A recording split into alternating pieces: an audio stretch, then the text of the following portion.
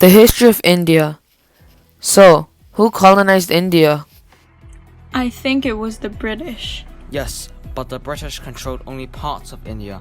You see, the British only controlled parts of India for the purpose of trade.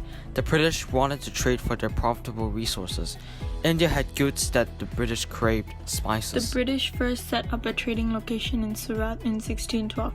Over the next few decades, the British would set up trading locations in Bombay, Madras, Visakhapatnam, and Calcutta. After 1858, Great Britain ruled India firmly as a colony without the veil of the Company or the Mughal crown.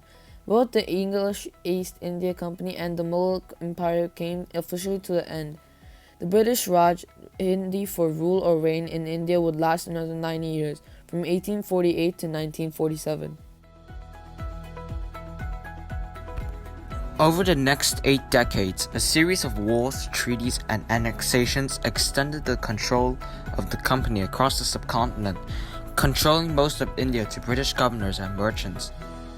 Queen Victoria became the Empress of India, and in her proclamation of 1858, she announced that all Indians would be treated equally under British law regardless of race or religion. Failure of the Raj to live up to her promises would later become fodder for Indian In national 1877, movements. the year Queen Victoria lavishly celebrated her title as Empress of India, famine killed approximately 4 million Indians.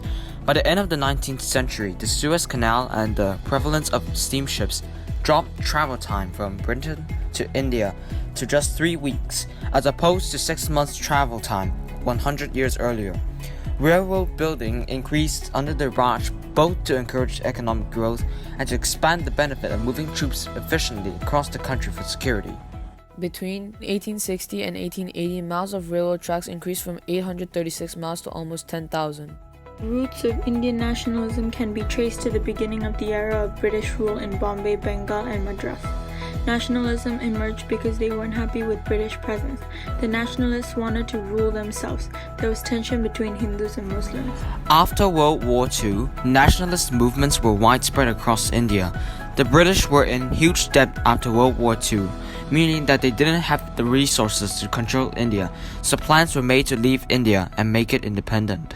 The British estimated that a power transfer would require around 5 years.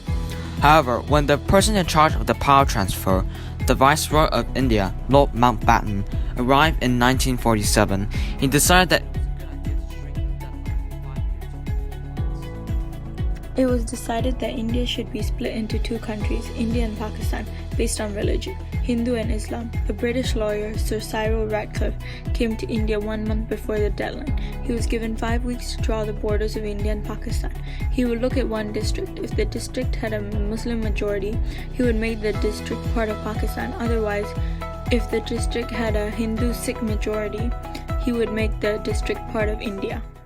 After the British left on August 15, 1947, which was called the Partition of India, since British India was split into two new countries, Muslims started to move to the new East Pakistan, which would later become present-day Bangladesh and West Pakistan. Now present-day Pakistan and the Hindus migrated to the new India. This mass migration caused up to 2 million to die and up to 14 to be displaced. Survivors recall seeing dead bodies everywhere.